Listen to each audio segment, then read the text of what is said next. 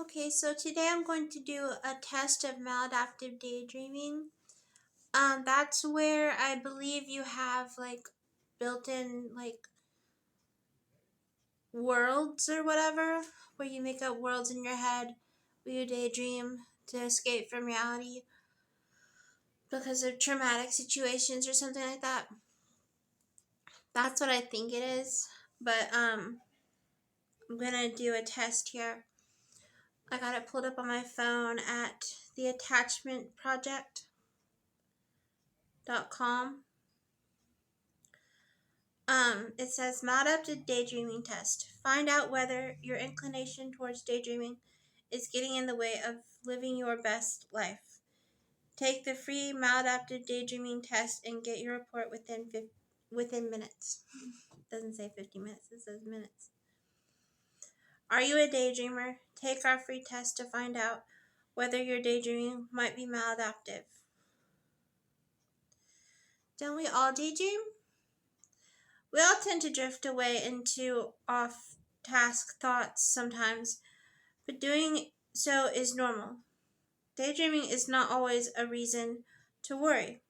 If you tend to daydream regularly, even daily, that doesn't necessarily mean that you exhibit maladaptive daydreaming. Okay, so just reading what the website says. Not maladaptive. Daydreaming might be more common than you think. Even back in 1966, a study demonstrated that as much as 96% of Americans daydream every single day. And while mind wandering may cause us to lose focus for a bit, research indicates it does have a number of benefits for our mental health and personal growth. Benefits of daydreaming. Okay, here it is. When does daydreaming become maladaptive? Maladaptive daydreaming is defined as excessive fantasy activity that replaces human interaction and or interferes with academic, interpersonal, or vocational functioning. So, I believe I have maladaptive daydreaming because I would create these characters and I would really want to write a book about them, and I could never, I didn't know the process of writing books. I didn't pay attention in school, and I just didn't have the knack for it, I guess. And I would daydream with them constantly. But I'm thinking it was either the incubus or, pretending to be this sort of fantasy character, to have interactions with me or whatever, however you say it, um, as a way to trick me, I guess. I'm not sure, but Rachel Stavis says in her book series a name for demons that pretend to be something to gain access to you or something like that. But I didn't read that part of the book because I got scared because my OCD was affecting me reading it when I got to the Rafe section of the her book. So, as you can see from this definition, we call daydreaming maladaptive when it starts to harm our well-being and personal lives. Mine never got to that point. I might have a mild case of it, or it might be the demon. I'm just trying to learn more about myself, and because I'm posting videos of my characters now in sim form.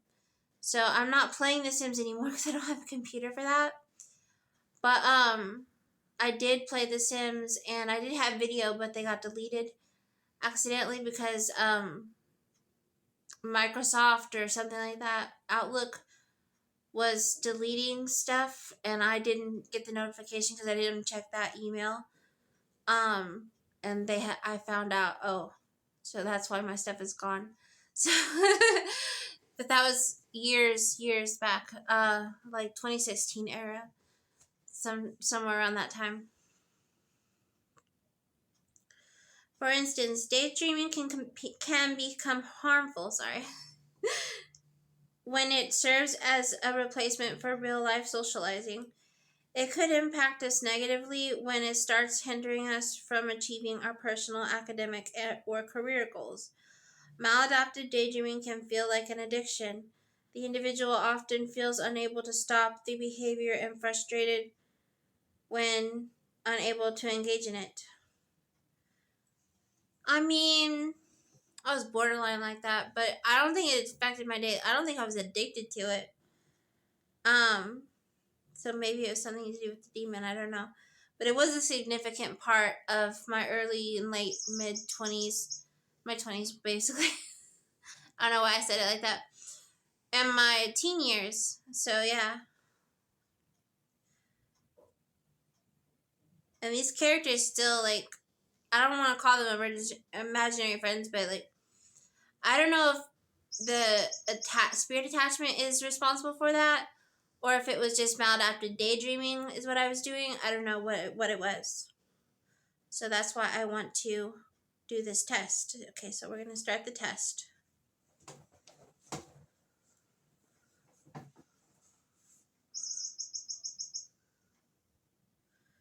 Okay, what is your current situation?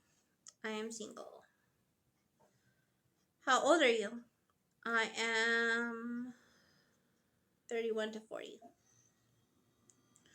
What is your gender? Woman. Do you have any children? No. Continue.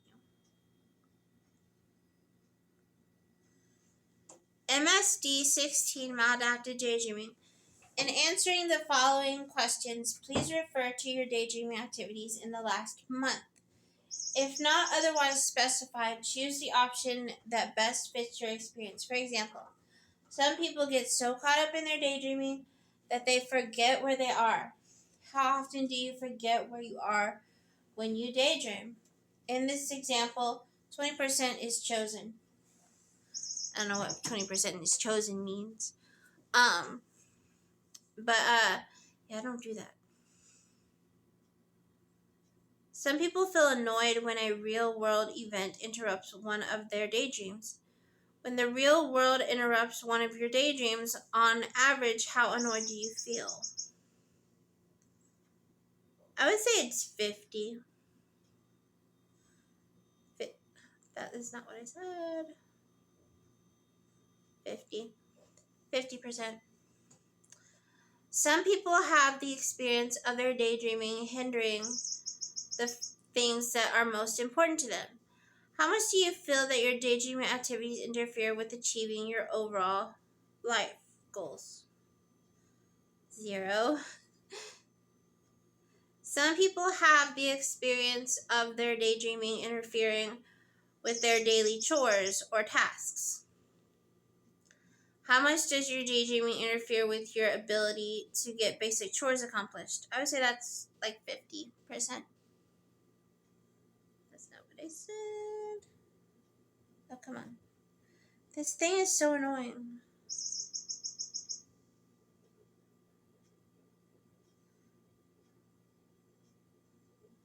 How much does your... No, stop. Stop. It keeps going, scrolling past everything because it thinks I picked something.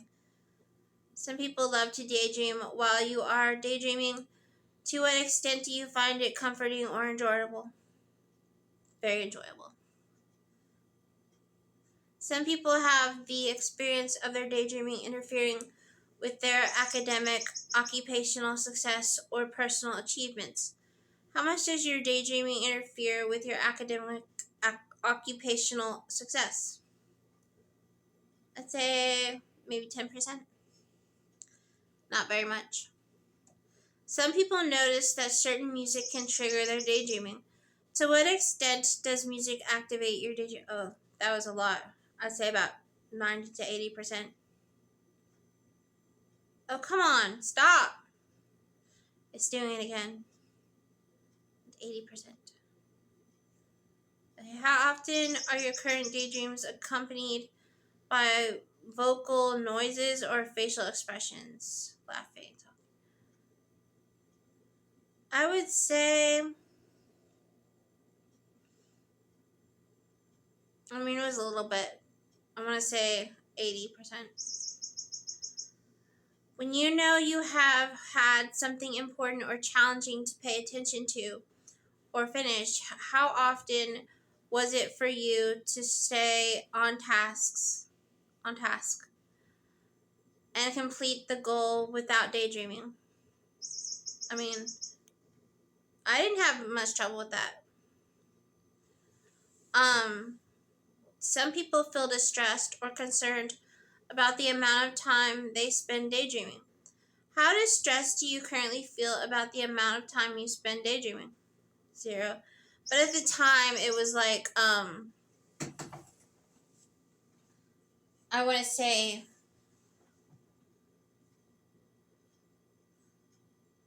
I guess 40%. Some people feel a need to continue. Currently, I don't struggle with daydreaming anymore, so maybe I'm not maladaptive. I don't know. Some people feel a need to continue a daydream that was interrupted by a real world event at a later point. When a real world event has interrupted one of your daydreams, how strong was your need or urge to return to that daydream as soon as possible?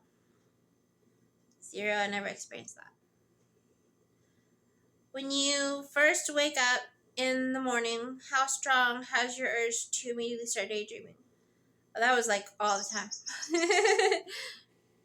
Some people would rather daydream than do most other things. To what extent do you rather daydream than engage with other people or participate in social activities or hobbies? I'd say 20%. If you go through a period of time when you are not able to daydream as much as usual due to real world obligations, how distressed are you by your inability to find some time to daydream? I'd say about 70% because I hate not daydreaming anymore. Some people find it hard to maintain their daydreaming when they are not listening to music. To what extent is your daydreaming dependent on continued listening to music? I say 20%. Some people experience difficulties in controlling or limiting their daydreaming. How difficult has it been for you to keep your daydreaming under control? 0. How often, I think this is the last question. How often are your current daydreams accompanied by physical activities such as pacing, swinging, or shaking your hands? I say about 50%. Okay, continue. I did. God. That's not what I said. I said 50. This thing is so annoying. Your maladaptive daydreaming score was 41.88%. People who score over 40 typically show signs of suspected maladaptive daydreaming. So I suspected that. Understand maladaptive daydreaming, complete breakdown of your score, and more information about steps you can take.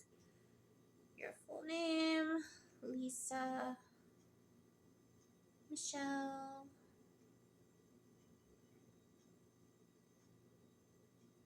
And my email. Agree.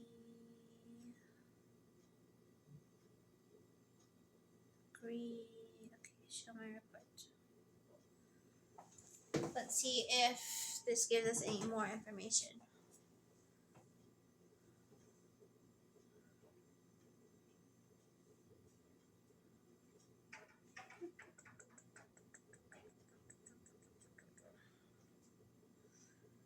Download PDF.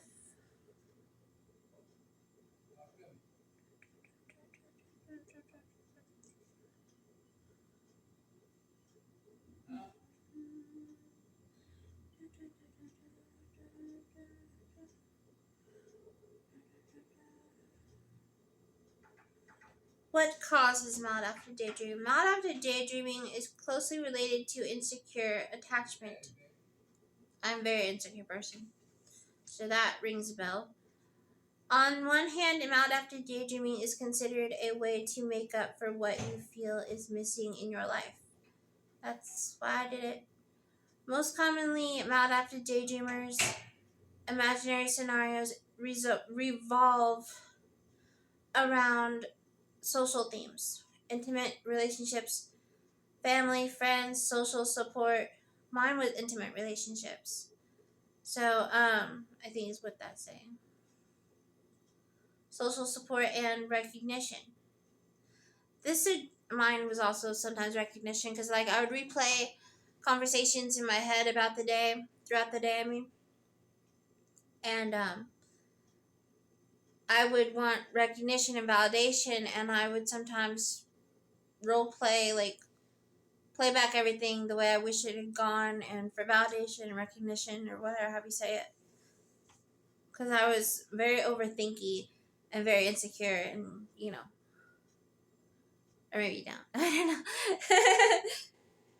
This suggests that people who struggle with maladaptive daydreaming often have issues around building, building and maintaining. Sorry, the print is so small. Let me make it. Okay. Maintaining healthy and balanced, satisfying relationships. On the other hand, maladaptive daydreaming is thought to develop as a mechanism that defends a child from the negative emotions or unpleasant circumstances in their environment. In other words, the child doesn't feel secure and happy in the real world, so they build a better, safer world in their mind.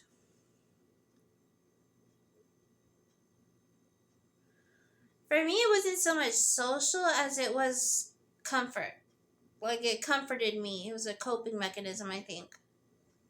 Which is basically what they're saying. Okay, what does the MDS-16 measure, and how reliable is it? The MDS is a self-report questionnaire that measures whether or not your daydreaming behaviors fall out of the normative category. In other words, you'll find out whether your daydreaming habits are estimated as adaptive or maladaptive. Although the MDS has been validated in academic studies and is considered reliable, it should be kept in mind that it's still not as accurate as an evaluation made by a specialist in the field, such as a licensed therapist. But why? First, your estimations of your own behavior can never be 100% objective. Second, your test score is influenced by the emotional state you're in while answering the quiz questions. This is because your mood has the potential to affect and twist the way you see and feel towards yourself, towards others, and your relationships with them, and towards the world in general. In addition, people use the word daydreaming to describe different things, and only a licensed clinician can assess whether what you're experiencing is daydreaming, worrying, rumination, obsessions, flashbacks, or mind wandering. It could have been rumination and mind wandering. I don't know. That seems to ring a bell. Special thanks to the developers of MDS and MDS-16 for making it possible for us to utilize this questionnaire. Okay, these are my quiz results. Let's see.